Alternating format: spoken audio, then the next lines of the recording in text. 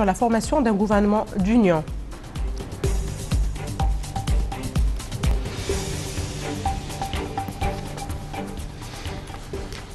À la une donc, de ce journal, c'est le président égyptien Fattah al-Sisi qui a souligné l'importance de poursuivre le plan de développement de l'industrie textile dans le cadre du plan de développement global élaboré par l'État pour soutenir l'économie nationale. Le président Sisi a tenu ses propos lors de sa réunion hier avec le Premier ministre Moustapha Madbouli et le ministre du secteur des Affaires publiques Hicham Tawfiq, en présence du conseiller du président de la République pour la planification urbaine.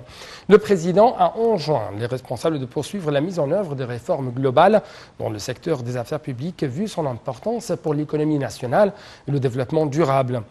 Le porte-parole de la présidence, l'ambassadeur Bassam Radi, a déclaré que la réunion portait également sur les plans de développement de l'industrie pharmaceutique relevant également du secteur des affaires publiques.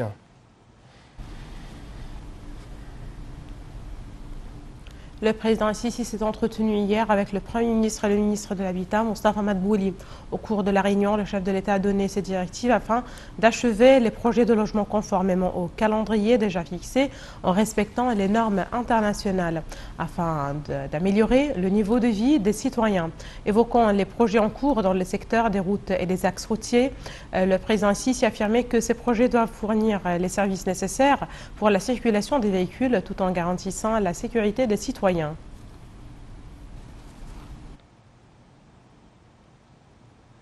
En marge des réunions de l'Assemblée générale des Nations unies à New York, le chef de la diplomatie Sameh Choukri a examiné avec son homologue russe Sergei Lavrov les moyens de consolider les relations bilatérales et de les développer dans les divers domaines. Au cours de l'entretien, M. Choukri a estimé que l'Égypte tenait à la reprise des vols de l'aviation russe le plus tôt possible. Choukri a également passé en revue avec son homologue russe les derniers développements dans le dossier du barrage de la Renaissance, en soulignant que l'Égypte refuse la prolongation des négociations avec l'Éthiopie.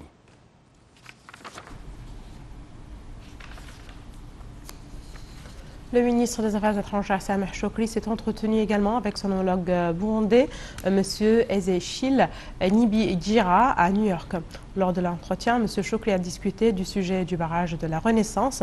Il a assuré l'importance de poursuivre les négociations, ce qui aiderait à parvenir à un accord juste en faveur des trois pays, à savoir l'Égypte, le Soudan et l'Éthiopie. De son côté, le chef de la diplomatie burundaise a insisté sur la compréhension dans son pays de la position du Caire et l'importance de la fleuve du Nil comme source unique de vie pour le peuple égyptien.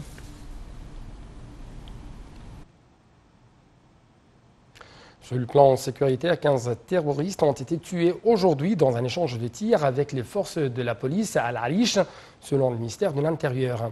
Cette opération a été menée dans le cadre des efforts déployés par le ministère de l'Intérieur afin de poursuivre des terroristes dans le Sinaï du Nord et qui sont impliqués dans l'exécution de plusieurs attaques visant les forces armées et la police égyptienne.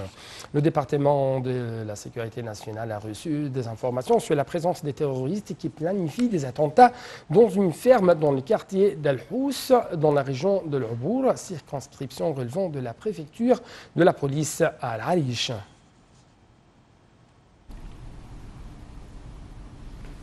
Et là, on passe à la bourse du Caire qui a regagné sa hausse aujourd'hui, soutenue par des opérations d'achat des institutions et des fonds d'investissement. Le marché des capitaux des entreprises cotées à la bourse a gagné 20,9 milliards de livres égyptiennes, clôturant à 716,7 milliards de livres au milieu des transactions totales qui ont atteint 1,8 milliard de livres égyptiennes.